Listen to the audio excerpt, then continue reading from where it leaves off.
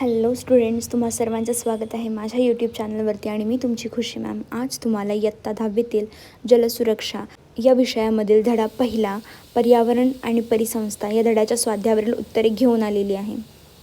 प्रश्न पहिला, मानवी हस्तक्षेपामुळे पर्यावरणावर कोणते परिणाम झाले आहेत? उत्तर, मानवाने औद्योगिकीकरण, शहरीकरण, जंगलतोड, खाणकाम, रासायनिक खतांचा व कीटकनाशकांचा अतिवापर तसेच नैसर्गिक संसाधनाचा अतिरेकी वापर केल्यामुळे पर्यावरणावर पुढील परिणाम झाले आहेत. 1. जंगलाचे क्षेत्र कमी होऊन जैवविविधतेचा ऱ्हास झाला. 2. हवा, पाणी व मातीचे प्रदूषण मोठ्या प्रमाणावर वाढले. 3. अनेक वनस्पती व प्राण्यांच्या प्रजाती नामशेष होण्याच्या मार्गावर आहेत. 4. जागतिक तापमान वाढ व हवामान बदल यांसारख्या समस्या निर्माण झाल्या. 5. मृदाधूप, पाण्याची टंचाई व नैसर्गिक संसाधनांचा ऱ्हास वाढला. 6. परिसंस्थेचे नैसर्गिक संतुलन बिघडले व पर्यावरणाची गुणवत्ता खालावली. प्रश्न 2. परिसंस्थेचे मुख्यत्वे किती प्रकार आहेत? हे वर्गीकरण कशाच्या आधारावर झाले आहे? उत्तर, परिसंस्थेचे मुख्यत्वे 2 प्रकार आहेत. 1. नैसर्गिक परिसंस्था नॅचरल इकोसिस्टीम. 2. कृत्रिम परिसंस्था आर्टिफिशियल इकोसिस्टीम. हे वर्गीकरण परिसंस्थेच्या निर्मितीच्या आधारावर करण्यात आले आहे. नैसर्गिक परिसंस्था या निसर्गात स्वतः तयार होतात व संतुलन राखतात, उदाहरणार्थ जंगल, नदी, तलाव, समुद्र. कृत्रिम परिसंस्था या मानवाने विशिष्ट उद्देशाने निर्माण केलेल्या असतात व त्याचे व्यवस्थापन मानवाकडून केले जाते, उदाहरणार्थ शेती, बाग आणि मत्स्यतळे. म्हणून परिसंस्थेचे 2 मुख्य प्रकार असून त्याचे वर्गीकरण निर्मितीच्या आधारावर करण्यात आले आहे. हे दोन्ही प्रकार पर्यावरणाच्या संतुलनात महत्त्वाची भूमिका बजावतात. प्रश्न 3. पर्यावरणासाठी पाणी कोणती महत्त्वाची भूमिका बजावते? उत्तर, पाणी हे पर्यावरणातील अत्यंत महत्त्वाचे नैसर्गिक घटक असून सजीवांच्या अस्तित्वासाठी आवश्यक आहे. 1. सर्व सजीवांच्या जीवनासाठी पाणी अत्यावश्यक आहे. 2. वनस्पतींची वाढ, अन्न निर्मिती, प्रकाश संश्लेषण आणि पोषक द्रव्यांचे वहन यासाठी पाणी आवश्यक असते. 4. नद्या, तलाव, समुद्र यांसारख्या जलस्रोतांमध्ये अनेक जलचर सजीवांचे अधिवास निर्माण होतात. 5. हवामानाचे संतुलन राखणे आणि तापमान नियंत्रित ठेवणे यामध्ये पाण्याची महत्त्वाची भूमिका असते. 6. जैवविविधता आणि परिसंस्थेचे संतुलन टिकवण्यासाठी पाणी आवश्यक आहे.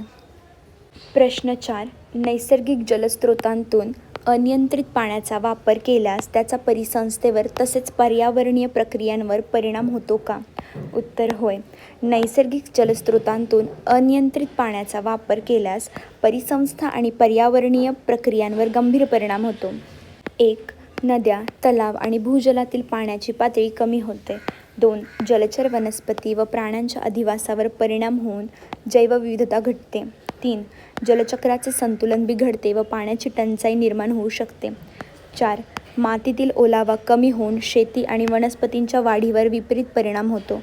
5. परिसंस्थेचे नैसर्गिक संतुलन बिघडून पर्यावरणाचा ऱ्हास होतो. 6. भविष्यातील पिढ्यांसाठी उपलब्ध पाण्याचे प्रमाण कमी होण्याचा धोका निर्माण होतो.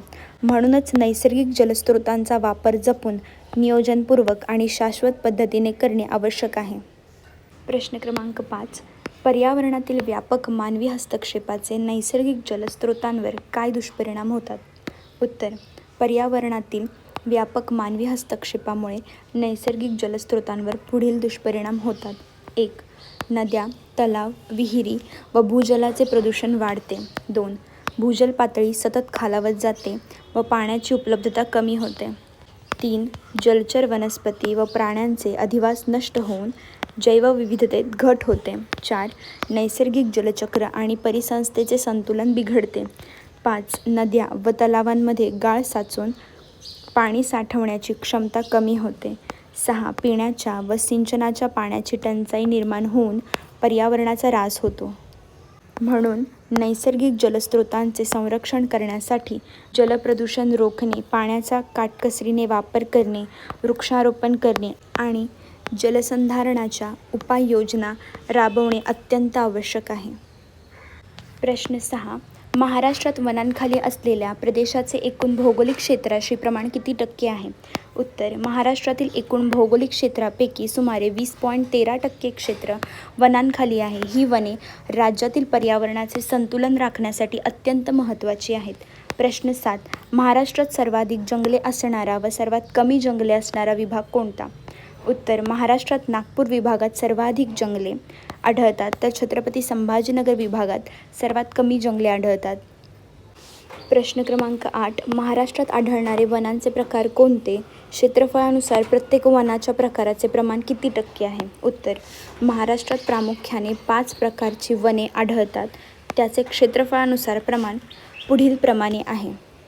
वनांचे प्रकार आणि क्षेत्रफळाचे प्रमाण: शुष्क पानझडी वने 57.41%, आर्द्र पानझडी वने 32.84%, निमसदाहरित वने 7.73%, सदाहरित वने 1.02%, खारफुटी मॅनग्रोव्ह वने 1%. हे वनप्रकार महाराष्ट्रातील पर्जन्यमान, तापमान आणि भौगोलिक परिस्थितीनुसार वेगवेगळ्या भागात आढळतात. या वनांमुळे जैवविविधतेचे संरक्षण, जलचक्राचे नियमन आणि पर्यावरणाचे संतुलन राखण्यास मदत होते. तर इथे आपल्या स्वाध्यायावरील सर्व प्रश्नांची उत्तरे झालेली आहे. व्हिडिओ आवडला असेल तर चॅनलला प्लीज सबस्क्राईब करा, व्हिडिओ लाईक करा, शेअर करा. काही डाऊट असेल तर कमेंट सेक्शनमध्ये नक्की विचारा. भेटूया नेक्स्ट व्हिडिओमध्ये. Thank you for watching. बाय.